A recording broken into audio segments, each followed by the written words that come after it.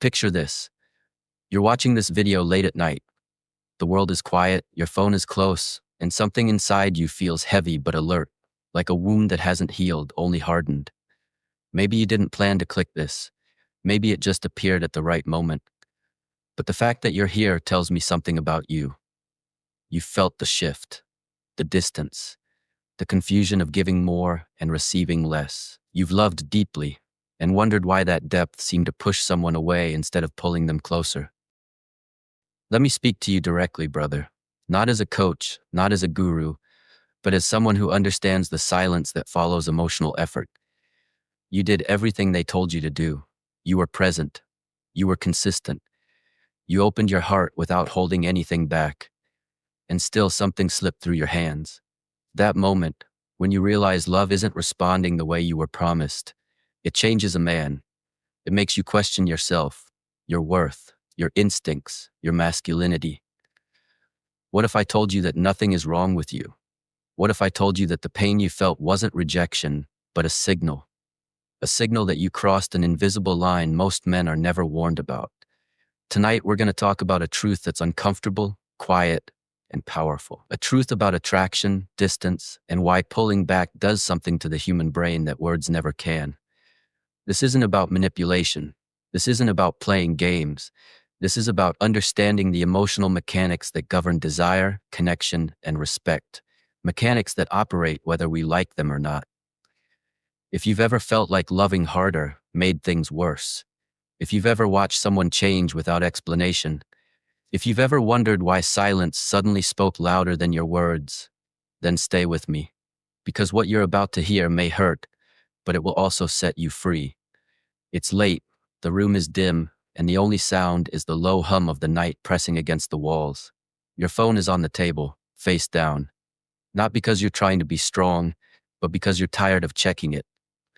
There was a time when that screen controlled your heartbeat. A vibration meant relief. Silence meant panic. Back then, her messages came effortlessly, full of warmth, curiosity, need. Now there's space, distance.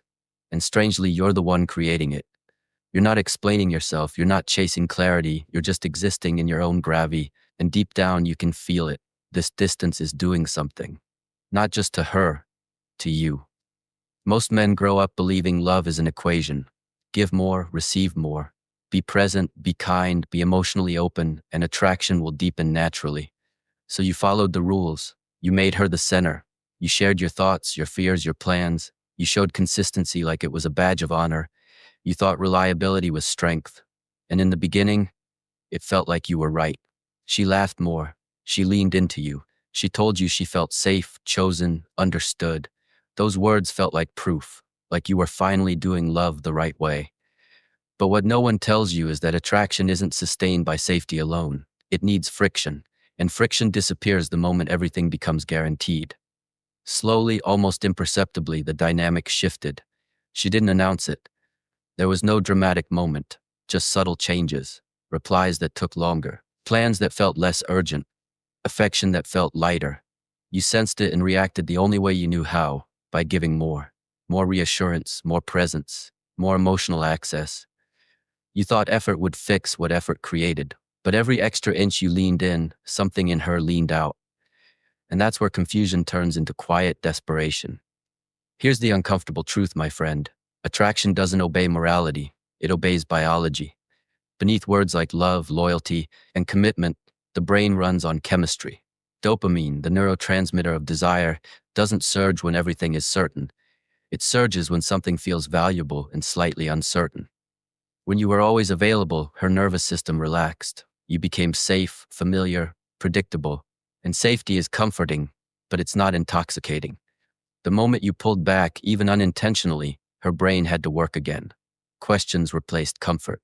Curiosity replaced certainty. And in that space, desire quietly returned. This isn't about games, it's about emotional mechanics.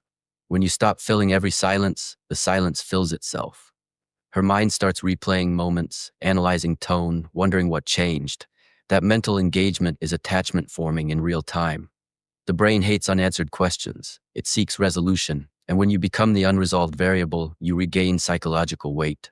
This is why a calm pause can feel heavier than 1,000 words. Why restraint often feels more powerful than confession. You didn't lose warmth, you regained form. You can see it clearly when you step back and observe behavior instead of stories. You stop initiating every conversation, and suddenly she checks in. You stop explaining your feelings in paragraphs, and she starts reading meaning into your quiet. You cancel one plan without over-apologizing, and instead of pulling away, she feels unsettled. That unsettled feeling isn't fear, it's attention. Men instinctively chase closeness because closeness feels like security. Women instinctively chase certainty until certainty eliminates tension. And when tension dies, so does attraction. I've watched this pattern play out countless times. Men who poured themselves empty for love, believing sacrifice was devotion, only to be left wondering how they became invisible. And then I've seen what happens when they stop orbiting someone else's approval. One man didn't become cold or cruel, he simply redirected his energy. He focused on his work, his body, his direction. He responded but didn't hover, he cared but didn't cling. Within weeks, the woman who drifted began reaching out, escalating, questioning, not because he changed her, but because he changed the balance. Another man learned emotional regulation, not suppression. Regulation. No emotional spikes, no need to win arguments, no need to be understood immediately. His calm created contrast, and that contrast felt like strength. Modern narratives fail men here. They preach endless vulnerability without teaching containment. They confuse emotional exposure with emotional maturity. But there's a difference between being open and being uncontained. A man who leaks his emotions everywhere has no frame, no center. Relationships don't run on feelings alone, they run on emotional structure.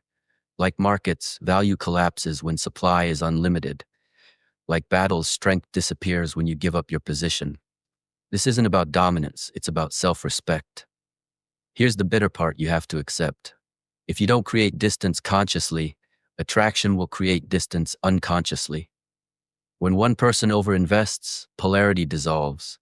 And when polarity dissolves, desire doesn't explode, it evaporates. Quietly, leaving memories, confusion, and a man asking himself where he went wrong. He didn't go wrong, he went too far away from himself. Women don't fall deeply for men who give everything. They fall deeply for men who have something solid to stand on. Emotional strength isn't cruelty, it's containment. It's the ability to feel without flooding, to care without collapsing, to stay without needing. The man who can walk away if necessary carries a different energy than the man who begs to stay.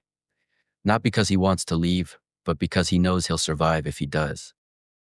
So here's where the shift happens, brother. You stop making her the source of your stability. You build a life with weight, purpose, discipline, direction. You speak when it matters. You stay silent when silence is honest. You don't chase reassurance. You let actions speak.